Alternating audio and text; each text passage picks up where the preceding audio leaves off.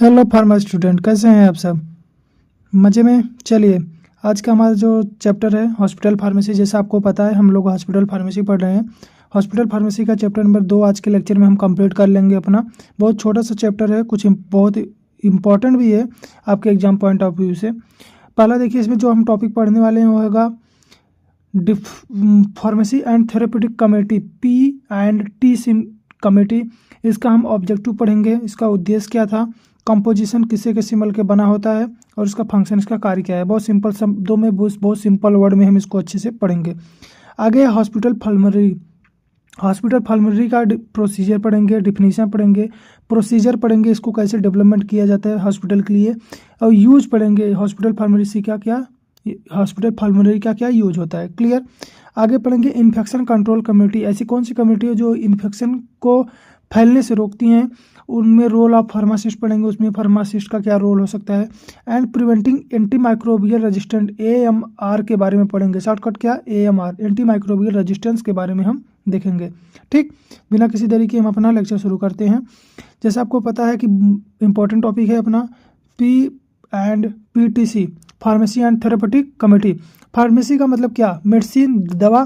Therapeutic का मतलब क्या, चिकित्सा यानी उपचार, यानी किसी भी पेशेंट का उपचार कराना क्या क्या होता है, थेरेपेटिक होता है, यानी थेरेपसी होता है। क्लियर। यानी फार्मेसी मतलब मेडिसिन के थ्रू किसी पेशेंट का उपचार कराना, यानी एक कमेटी के थ्रू होगा, एक समुदाय के थ्रू होगा। ऐसा नहीं है कि कोई मेडिसिन बस किसी पेशेंट का उपचार कर देगा, नहीं। उसके लिए यानी फार्मेसी भी चाहिए, मेडिसिन भी चाहिए, साथ में उसके लिए नॉलेज भी चाहिए, उसको निगरानी रखने के लिए, उसको सही समय मेडिसिन देने के लिए, उसकी बीमारी को आइडेंटिफाई करने के लिए, पहचान करने के लिए नॉलेज भी होनी चाहिए। इतना आपको समझ में आ रहा होगा। तो इस एक कमेटी है, देखिए PTC एक एडवाइजरी कमेटी है। क्या करती है, एडवाइस करती है, जिसमें कौन कौन से होते हैं, फिजिशियन मतलब हमारे डॉक्टर, फार्मासिस्ट, जो भी फार्मासिस्ट होगा जो ड्रग के बारे में अच्छी नॉलेज रखेगा, प्लस मेडिकल स्टाफ, जो भी मेडिकल स्टाफ होंगे वो सब शामिल होते हैं इस कमेटी में। इसका मुख्य काम है हॉस्पिटल में ड्रग के उपयोग से संबंधित पॉलिसी बनाना। जो भी ड्रग का इस्तेमाल हो रहा है उससे रिलेटेड एक पॉलिसी बनाना, एक नियम बनाना और उसका सही प्रयोग को सुनिश्चित करना, और जो यूज किया जा रहा है उस पॉलिसी को, उसका अच्छे से उसका पालन हो, अच्छे से वो हमारे हॉस्पिटल में वर्क करे। क्लियर। कुछ इंपॉर्टेंट पॉइंट होंगे, देख लीजिए। PTC हॉस्पिटल में ड्रग के सिलेक्शन, जो भी ड्रग है उसको सिलेक्ट करना, डिस्ट्रीब्यूट करना, यूजेज पर सलाह देता है।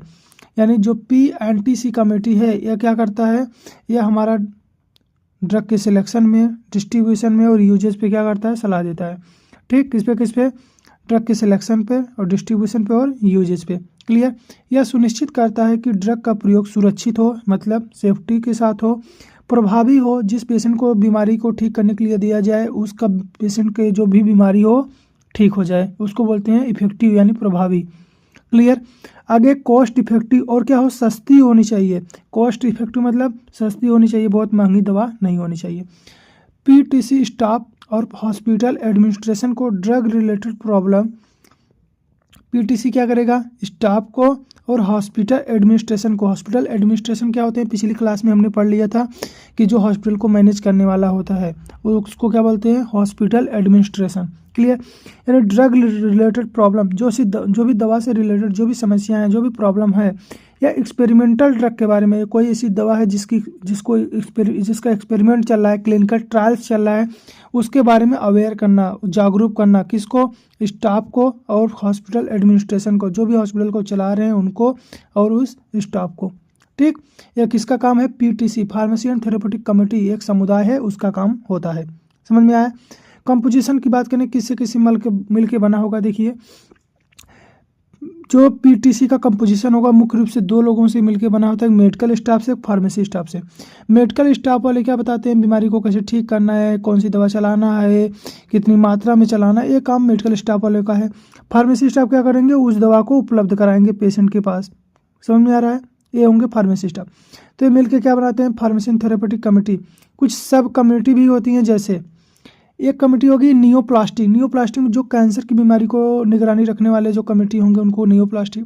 कार्डियोवास्कुलर, जो हार्ट के रिलेटेड जो भी डिजीज हो, जो भी समस्याएं हो, उसको निगरानी रखने वाले ना, उसको यानी उसमें योगदान करने वाले वो कार्डियोवास्कुलर के होंगे। कुछ हाइपोटेंसिव जो जिसका बीपी लो हो जाता है उनके लिए भी कुछ कम्युनिटी होगी। अगला क्या होंगे, एंटी इन्फेक्टिव, अगर किसी को इन्फेक्शन के थ्रू कोई बीमारी फैल रहा है तो उसके लिए उनको कंट्रोल करने के लिए, उसको डायरेक्शन देने के लिए, कैसे उसको रोका जा सके, उसके लिए भी कम्युनिटी होगी। एक होंगे डायूरेटिक्स। डायूरेटिक्स क्या होते हैं, जो पेशाब की जो फ्रीक्वेंसी होती है वो बढ़ जाती है। जैसे मान लीजिए आपकी बॉडी में स्वेलिंग है, ठीक है, आपका बॉडी फूल गया है, आपकी बॉडी में फ्लूइड ज़्यादा हो गए हैं, आपको मान लीजिए ग्लूकोज का 2 3 4 बॉटल चढ़ गया पानी, तो आपकी बॉडी पूरे स्वेलिंग हो गया, तब आपको डायूरेटिक्स दिया जाता है जो आपकी बॉडी से बॉडी फ्लूइड को बाहर निकालने का काम करते हैं। ये बीपी में भी दिया जा सकता है कि मान लीजिए किसी का बीपी बढ़ गया, ब्लड प्रेशर बढ़ गया, मतलब उसकी बॉडी में फ्लूइड बढ़ गया, तो अब हम डायूरेटिक्स देते हैं उसकी बॉडी से फ्लूइड को बाहर निकालने के लिए। इसमें जैसे मोस्ट कॉमन अपना एग्जांपल आएगा लैक्सिस। कौन सा आएगा, अक्सर देखेंगे लैक्सिस।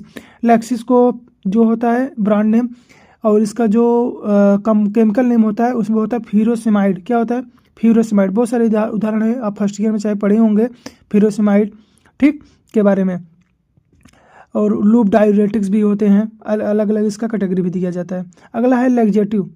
लैक्जेटिव समझिए, लैक्जेटिव वे मेडिसिन होते हैं वे जो कि स्टूल को, जो मल को, उसको ढीला करने का काम करते हैं, ठीक, यानी उसको ढीला करने का, जिनको कॉन्स्टिपेशन में दिया जाता है, जिसको कब्ज की समस्या होती है, उनको लैक्जेटिव वाले मेडिसिन दिए जाते हैं। आगे है गैस्ट्रो इंटेस्टाइनल, जो गैस की जो इंटेस्टाइनल हमारी जो समस्या है, यानी पेट की जो गैस की समस्या है, उसके लिए गैस्ट्रो इंटेस्टाइनल मेडिसिन की कैटेगरी में रखा गया है। एंडोक्राइनोलॉजी एजेंट, कुछ एंडोक्राइन के जो भी समस्या होती है उसको एंडोक्राइनोलॉजी एजेंट के थ्रू रखा गया है, जो वो ठीक करने का काम करते हैं। आगे एनाल्जेसिक एंटीपायरेटिक। एनाल्जेसिक मतलब जो दर्द को कम करते हैं, और पायरेटिक मतलब जो बॉडी टेम्परेचर को कम करते हैं। इसका मोस्ट फेमस एग्जांपल आप लिख सकते हैं पैरासीटामॉल। पैरासीटामॉल हमारा एनाल्जेसिक भी है और एंटीपायरेटिक भी है। क्लियर, यहाँ तक आप लोग को पता हो गया हो। आगे objective of pharmacy and therapeutic committee. अगला हमारा जो टॉपिक होने वाला है वो क्या है, objective of pharmacy and therapeutic committee. इसका उद्देश्य क्या है, पहला एडवाइस करना, लोगों को सलाह देना। फर्स्ट क्या है, लोगों को सलाह देना। किसको किसको सलाह दे सकता है, हम देख सकते हैं हॉस्पिटल में बेस्ट ड्रग, जो अच्छी दवा हो, उसको इवैल्यूएट करना, उसको पहचानना और सिलेक्ट करना, ताकि कि सही थेरेपेटिक यूज हो सके, यानी बीमारी को अच्छे से ठीक किया जा सके। यहाँ तक आपको समझ में आ गया होगा। आगे फार्मासिस्ट को ड्रग डिस्ट्रीब्यूशन के लिए मार्गदर्शन देना, ताकि काम इफिशिएंटली एंड मिस्टेक फ्री हो, कोई गलती ना हो जाए। इसके लिए फार्मासिस्ट को डायरेक्शन दे सकते हैं, आप कैसे दवा को वितरण करेंगे। ये जो कमेटी होगी यह डायरेक्शन दे सकती है, बता सकती है कि दवा को कैसे वितरण करना है, जिससे दवा अच्छे तरीके से और बिना किसी गलती के वितरण हो सके। समझ में आया। आगे हॉस्पिटल एडमिनिस्ट्रेशन और मेडिकल स्टाफ को ड्रग यूजेज, जो भी ड्रग का यूज है उससे जुड़े प्रॉब्लम, खासकर एक्सपेरिमेंटल ड्रग के बारे में, ऐसी ड्रग जिस पर भी क्लिनिकल ट्रायल्स चल रही है, जो भी जिन पर भी शोध हो रहा है, खासकर ऐसे ड्रग के बारे में अच्छे से उनको अवेयर करना, अच्छे से उनको बताना, किसको, हॉस्पिटल एडमिनिस्ट्रेशन को और मेडिकल स्टाफ को, जो उस दवा को प्रिस्क्राइब करने वाला हो या जो हॉस्पिटल को चला रहे हैं इनको। क्लियर, यहाँ तक आपको समझ में आ गया हो। एक ये सब किसका उद्देश्य है, हॉस्पिटल, सब किसका उद्देश्य है, ऑब्जेक्टिव है फार्मेसी एंड थेरेपेटिक कमेटी का, ठीक। अगला है और क्या कर सकते हैं, एडवाइस और क्या दे सकते हैं, ड्रग फार्मूलेशन, यानी दवा को कैसे फार्मूलेट किया गया है, कैसे उसको बनाया जाए, और थेरेपेटिक गाइडलाइन तैयार करना, ताकि हॉस्पिटल में यूनिफॉर्म और सेफ प्रैक्टिस हो, यानी ऐसा गाइडलाइन बनाना जिससे कि जो भी दवा हम बनाना चाहते हैं अपने फार्मेसी में या अपने हॉस्पिटल में, वो दवा जो हो यूनिफॉर्म हो, अच्छे से दवा मेक हो, बने और सेफ हो, और क्या हो, सेफ हो, ठीक।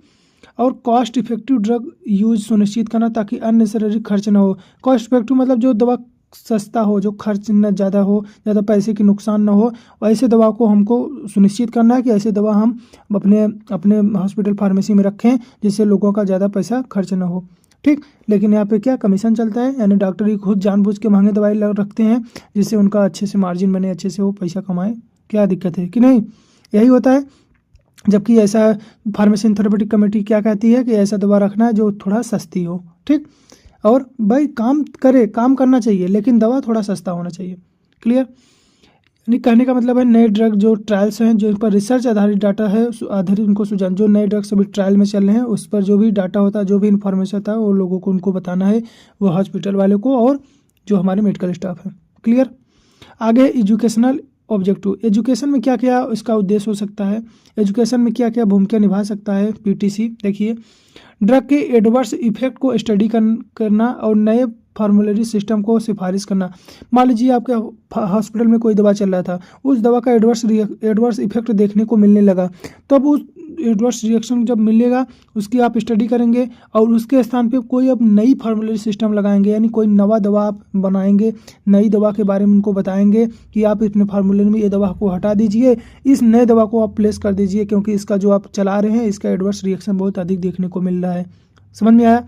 आगे स्टाफ एंड पॉलिसी मेकर होते हैं, यानी up to date drug information प्रदान करना, यानी टाइम टू टाइम जो स्टाफ है उनको क्या होंगे, उनको इन्फॉर्मेशन प्रोवाइड करेंगे ड्रग के बारे में। क्लियर। अगला, स्टाफ के लिए ट्रेनिंग प्रोग्राम, जो भी स्टाफ उनके लिए ट्रेनिंग का प्रोग्राम होना चाहिए, यानी उनको ट्रेनिंग के प्रशिक्षण के लिए भेजना चाहिए, चाहे वर्कशॉप प्लान करना चाहिए ताकि ड्रग यूजेज का सही नॉलेज मिले, जिससे दवा की जो भी अच्छी नॉलेज हो, जो भी अच्छी जानकारी हो उनको प्राप्त हो। आगे, rational use of drug. Rational use of drug मतलब क्या हो, सही तरीके से ड्रग को, मेडिसिन को यूज करना, क्या कहलाता है, rational use of drug. Hospital staff को एजुकेट करता है मतलब जो भी हॉस्पिटल के स्टाफ हैं उनको उनको ध्यान दिलाना जरूरी है, उनको याद बताना जरूरी है कि जो भी मेडिसिन है उसका रेशनल यूज हो, यानी अच्छी तरीके से मेडिसिन को यूज करें। ठीक। आगे, नए थेरेपेटिक प्रोटोकॉल और ट्रीटमेंट गाइडलाइन को इम्पोर्टेंट करने में मदद करना। जो भी नए गाइडलाइन जो भी गवर्नमेंट के द्वारा दिया जाता है यार उसको इम्प्लीमेंट करना, उनको बताना, उनको समझाना के काम कौन करता है, PTC, pharmacy and therapeutic community करती है। ठीक। आगे, ड्रग के साइड इफेक्ट इंट्रैक्शन, जो भी ड्रग का साइड इफेक्ट है, जो भी इंट्रैक्शन है, दवा आपस में क्या इंट्रैक्ट ना करे। कंट्राइंडिकेशन, यानी किस कंडीशन में आपको दवा नहीं देना है के बारे में अवेयर करना, इनको बताना, उनको क्या करेगा, इसके बारे में बताएगा, ड्रग के साइड इफेक्ट के इंट्रैक्शन और कंट्राइंडिकेशन के बारे में। दोस्तों एक चीज़ और ध्यान दो, जितने भी ये सब दवाएं हैं, जितने भी मेडिसिन हैं, हम सभी मेडिसिन आपको शॉर्ट वीडियो के माध्यम से हम सभी आपको प्रोवाइड करेंगे। हर एक मेडिसिन का क्या यूज होता है, ठीक, उसका डोज क्या होता है, उसको किस नाम से जाना जाता है, मार्केट में उसका ब्रांडिंग नेम क्या है, किसके लिए उसको दिया जाता है, किसके साथ आप उसको नहीं देंगे, उसका साइड इफेक्ट क्या हो सकता है, सब कुछ हम शॉर्ट में देंगे। और लेकिन शॉर्ट में वीडियो लंबा हो जाएगा, इसके लिए हम बस वीडियो के अंदर आप लोग को यूजेस बताएंगे और उसके बाद कुछ उसके इम्पोर्टेंट जो अगर पॉइंट हों, ठीक, बाकी आप शॉर्ट के माध्यम से आप देख सकेंगे। हर एक दवा, कोई भी दवा आप छूटेगी नहीं पे, कोई इंजेक्शन हो, टैबलेट हो, कैप्सूल हो, कुछ भी नहीं छूटेगा। हर एक हम टैबलेट या कैप्सूल, जो भी जितनी भी मेडिसिन जो भी आपके चलते हैं वो सभी हम आपको कवर करेंगे शॉर्ट वीडियो में। ठीक। आगे हम आगे हैं अपने लेक्चर की तरफ। देखिए, आगे है function of pharmacy and therapeutic committee. PTC का फंक्शन क्या है, कार्य क्या है, देखेंगे। एडवाइजरी रोल, सलाह देने का सही है। मेडिकल स्टाफ और हॉस्पिटल एडमिनिस्ट्रेशन को थेरेपेटिक यूज ऑफ ड्रग, यानी किसी भी दवा को बीमारी में कैसे यूज कर सके उसके बारे में गाइडेंस देना, या नए ड्रग या थेरेपी के उपाय से जुड़े डिसीजन में सलाह देना, यानी कोई नवा दवा है या कोई नई बीमारी का इलाज करना, उससे जो भी डिसीजन हो उसमें सलाह करना। क्लियर। आगे, फार्मुलरी डेवलपमेंट।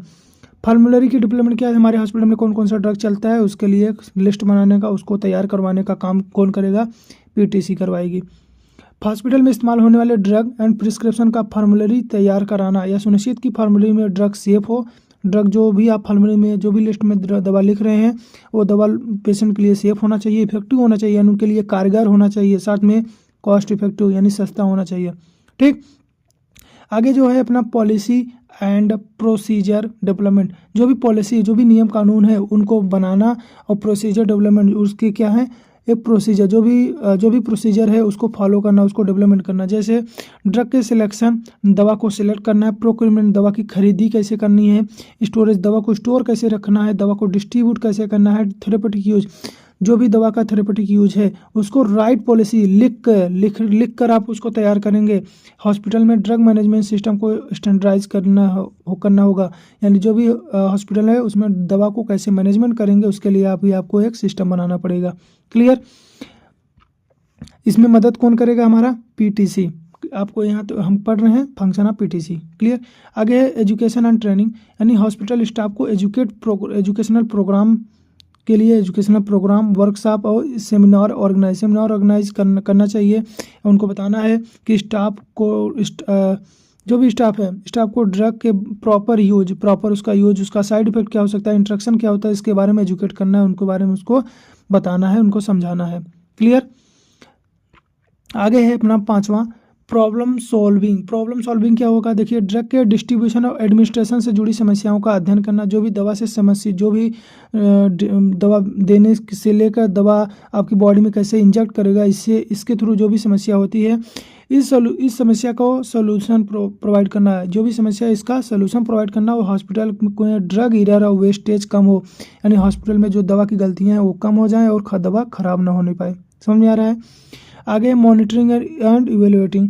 जो भी अब हम दवा दे रहे हैं उसको मॉनिटर करना, यानी पेशेंट के ऊपर अच्छे से काम कर रहा है कि नहीं कर रहा है, वो पेशेंट ठीक हो रहा है कि उसकी हालत और ख़राब हो जा रही है, उसको मॉनिटर करने के लिए भी इनका काम होता है। यानी उनको मॉनिटर करते हैं, जो ज़रूरत पड़ने पर क्या करेंगे, उस दवा को अपडेट भी कर सकते हैं। यानी ये दवा सही नहीं है तो मान लीजिए उनको मॉनिटर करने के दिया और 5 पेशेंट थे, 5 को और दिक्कत होने लगा तो कहेंगे ना ये दवा सेफ़ नहीं है ह्यूमन के लिए, इसको दवा को हटा दिया जाए, अपडेट कर दिया जाए।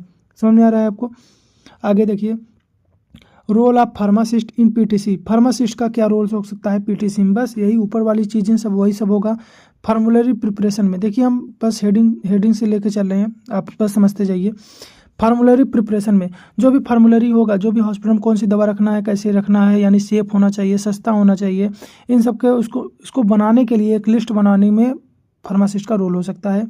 डाटा एनालाइज में जो भी डाटा है, जो भी ऐसा डाटा कहने का मतलब है जो भी चीज़ें हैं, जैसे क्लिनिकल हो गया, इकोनॉमिकल डाटा हो गया, साइंटिफिक हो गया, इसको थेरेपेटिक वैल्यू कॉस्ट फ्री यानी सस्ता होना चाहिए, इसका मूल्यांकन करेगा, इन डाटा को चेक करेगा। पॉलिसी इम्प्लीमेंटेशन, जो भी पॉलिसी नियम कानून है, स्टाफ को कम्युनिटी के डिसीजन और पॉलिसी का पालन करने के लिए गाइड करना चाहिए और हॉस्पिटल में रेशनल ड्रग यूज हो, यानी जो भी मेडिसिन का यूज किया जा रहा है वो रेशनल हो, मतलब अच्छे से दवा को यूज किया जा सके।